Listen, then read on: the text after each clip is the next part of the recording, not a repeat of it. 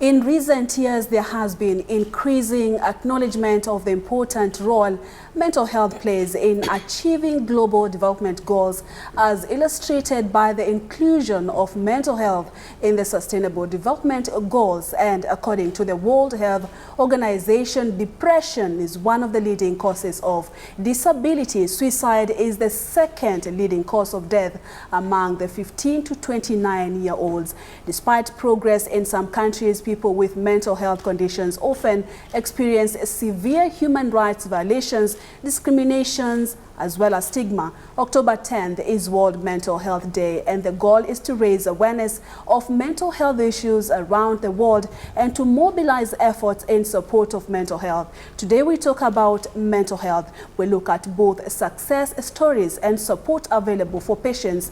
Welcome to the show. I'm Purity Museo. In studio we have Marygoretti Kithika, a parent who has walked the recovery journey with her son until he was able to fully recover. We also have a counseling psychologist. Her name is Grace Nyambura, and she is from the Ministry of Health. Thank you so much, ladies, for joining us, and welcome to the show.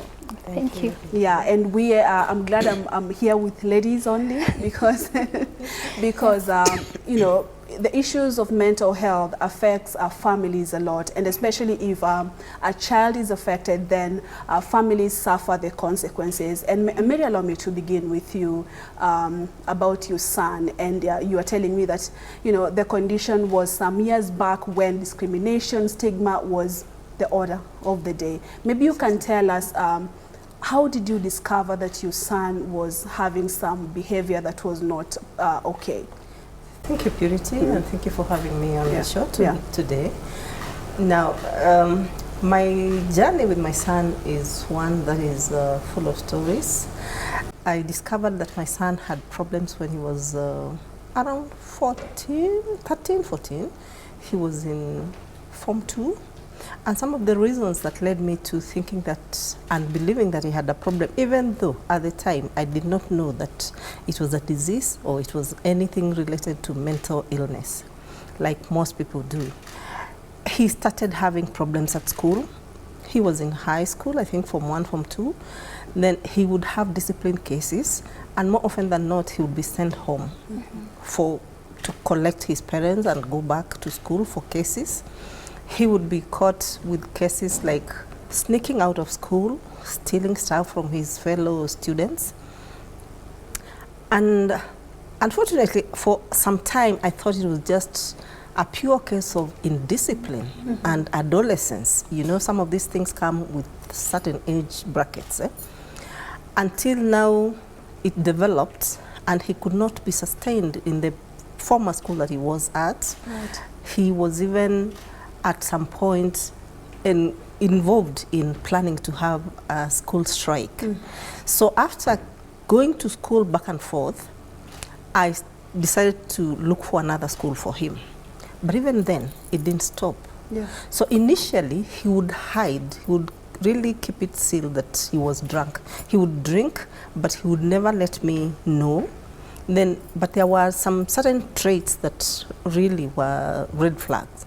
Because, like, for example, I would get home, and the moment I got to the house, he would walk away to his bedroom. Then I would ask him, what is the problem? And he would say, I am sick. I have a stomach problem or a toothache or something. But then, anytime I proposed, let's go, I take you to see a doctor, he would say, no, I have taken some medication. You know, at this time he's in high school. He was in high school, Form 2.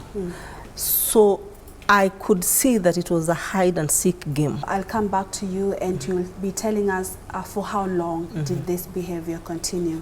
Welcome once again to the show. We are glad to have you, especially from the Ministry of Health. We are talking about this year's theme, or being on addressing stigma, if I'm not wrong. Yeah. As we speak, you know, COVID-19 has brought a lot of issues, and mental health has been one of them. Yeah.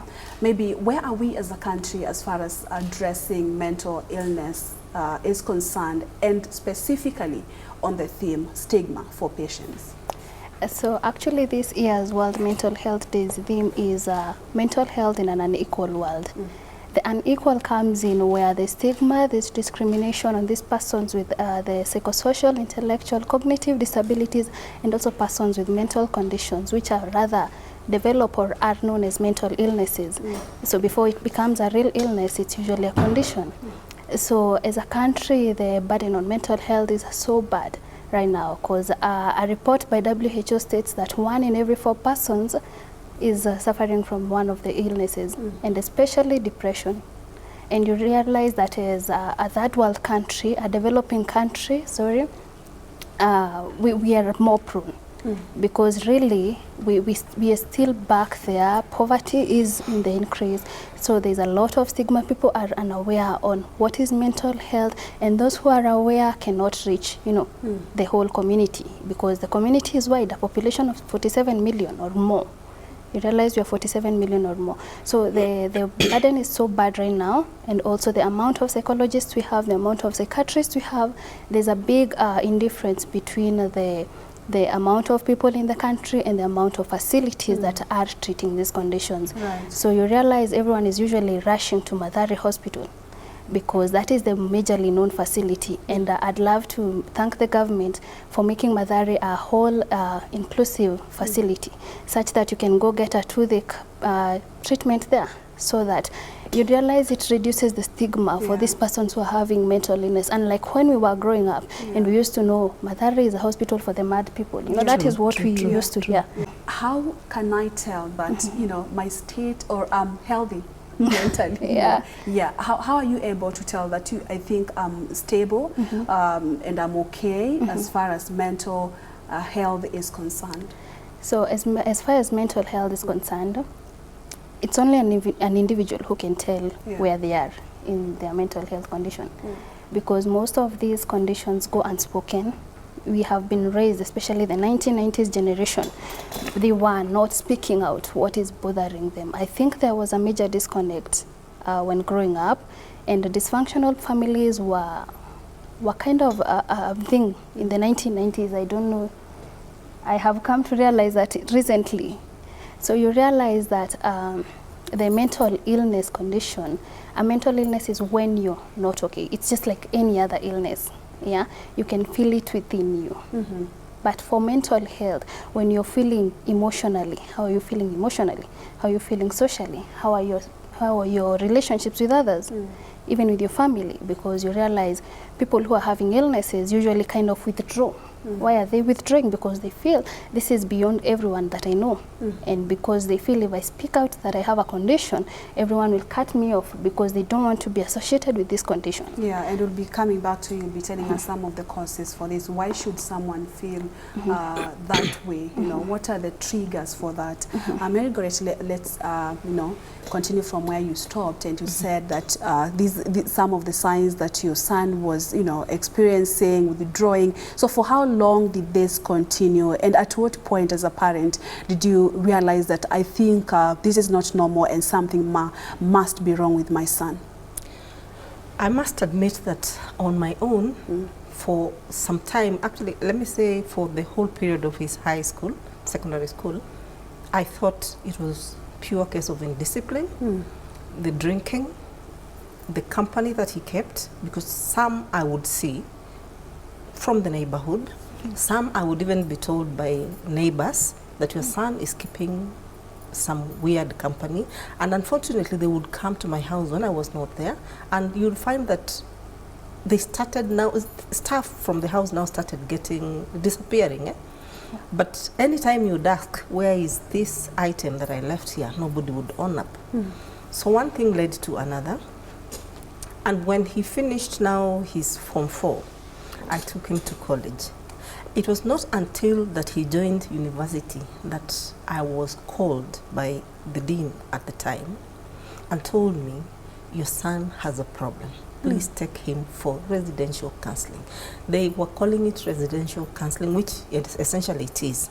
But I had no idea at the time. And did he say what problem your because son had? of course he would drink a lot in college. He would start fights with everybody, anybody. So his stay became impossible. And the same was reported now to the school, to the college authorities. When I was called, I sat down with the authorities of the university, and they brought it to my attention that your son is unwell. Take your son for counseling.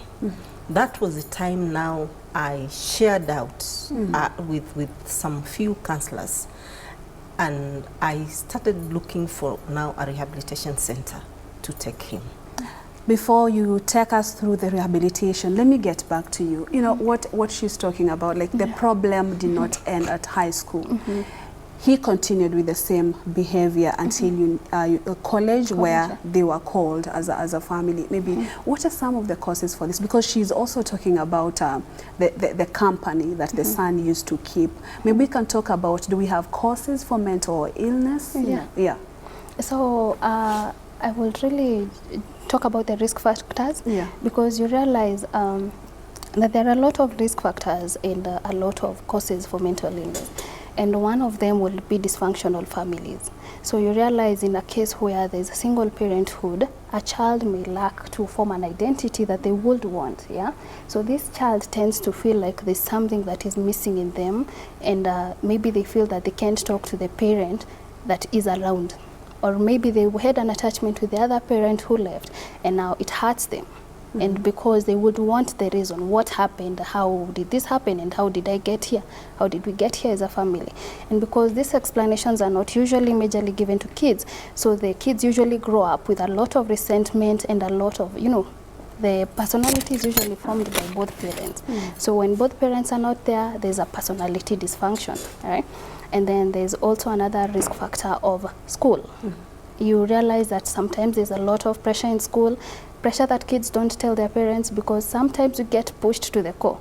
Even when we were growing up, you'd be beaten because, and you see, this is where the intellectual bit of disability comes in. The signs and symptoms, because Mary is talking about the son withdrawing and drinking for a very long time, even avoiding family gatherings and all that. I think it's important for us to, make people understand what are the early signs, what are the signals that this person might be having one of the conditions. So one of the symptoms that we have mentioned here is withdrawal, right? And another symptom is increased appetite or decreased appetite. So you realize that your kid has suddenly started eating so much or so less. That's also another symptom. Lack of sleep, insomnia. It comes in when someone is having especially depression.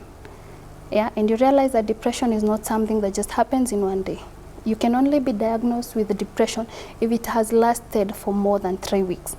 So you realize that this is something that has been happening for a very long time. So if you're not able to watch this, the circumstances, or if you're not able to identify the insomnia for 3 weeks, it's not really depression. It could be stress. I'm glad that you are able to identify your son's problem through the help of the school. So at this point, did you try speaking with your family, friends, even community? And did they understand what the school was talking about, that my son is not, even for you as a parent, did you agree with the school that, okay, fine, he's behaving like this, but I don't think he's sick? Did you have an idea that it could have been a mental health issue? Like I said earlier, I had no idea that it was a mental health issue. Indeed, just before he cleared the secondary school, I took him to outpatient counseling, I think for a few sessions. And like she's saying, it is not picked usually the very first time. Because I remember the lady counselor that I took him to listened to us, and at the end of the session, she told us there wasn't a serious issue and to just keep monitoring. Now, about my relatives, you see, when you're like my family, I come from a large family, and there had been no other person with any issue. So to everybody else, they thought, and like she said, I'm a single parent. To a lot of people, it was like, your son is indisciplined, or you are overprotective about your son. I don't remember you did not raise him well. Yeah, exactly. You have spoiled your son, and I don't quite remember anybody coming to me and telling me that you need to seek professional help.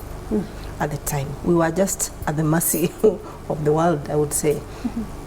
until now, after he had gone and I had been referred, I think that is the time I think people started seeing, I don't think this is normal. Violent issues now started being displayed. Because he would be violent to everybody. You know, even things like banging doors. One day I went home and I found the house help was not there, and I asked what is happening, and he told me I sacked her. Oh, okay. So I was wondering, how do you sack my employee? You're not the appointing authority. What happened?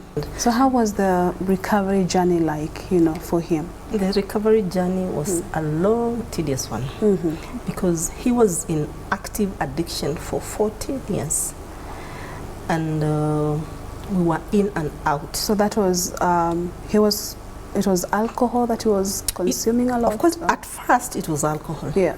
But as you progress, she will tell us it's usually a progressive disease. Other things came into play, because he would now he started now smoking weed, marijuana. At some point now he started chewing the cat, you know, commonly known as moguka. What did that make you feel like a parent? Energy draining. Yeah. It even shakes your faith. At one point, before now it became worse, and now it dawned on to me that this is more serious than you think. Yeah. He held a knife on me and demanded to be given money. I'd come from work, I went home, he wasn't there. So after a few minutes now, when the hiding now had withered out, he came home drunk and he demanded to have money. I think it was Christmas period. So when I said I didn't have money, he went quickly to the place where we kept our cutlery and he pulled the knife and asked me, "You think I am joking?" I am not joking. And you gave out the money? No, I did not. Okay. I ran out and I screamed. Okay. So neighbors came to our rescue. Wow. That's such a story, and it actually explains the complications for the conditions if untreated. Maybe you can give us more. What are some of the complications of and just before the complications, allow me to ask you, what are some of the disorders that are linked to mental illness? I know they say depression is the leading cause of disability. Also tell us, what does that statement mean? Conditions such as depression can lead to physical illnesses, such as high blood pressure. That's true. Because you become more susceptible to even drug use, in a condition like that. We had said that, you know, the withdrawal, it leads you in a position where you're alone and you're left with your thoughts. And that thinking that you're alone is usually the worst, and that's why we're working on the stigma. Another condition is schizophrenia. Schizophrenia is a condition that is not usually majorly addressed, and I don't know why, but it is a condition that is gross in this country, because these are the people we call insane out there. When they start having, you know, it's psychotic. It's a psychotic behavior, so they kind of get violent. You see these people who are walking on the streets, they have weird behavior, but we don't look at it as a condition. As a society, we call them mad people, which is the wrong word to use. And I usually want to ask, what is insane and what is a sin, and who defines what is a sin? Because I think we have been brought up in a society where when someone is indifferent, we tend to stigmatize them. When they're not behaving as we have been taught, we tend to stigmatize them, and this only leads to, you know, escalation of a condition. So if you're not able to take care of this kid, if you're not able to help them form their personality, there really becomes a disconnect. And when the disconnect comes, the kid is not able to, you know, address some of these situations, because as she said, it is progressive. It is not something that just stops. It goes on escalating day by day. And you realize the hassles also change. So perhaps what he was going through in grade 2 is not the same thing he will be going through in grade 4, because it is now higher. So he's more prone to stress. Okay, so I'm told time is not on our side, but we'll continue this conversation some other time. I just want to welcome both of you in a few seconds, maybe 30 seconds each.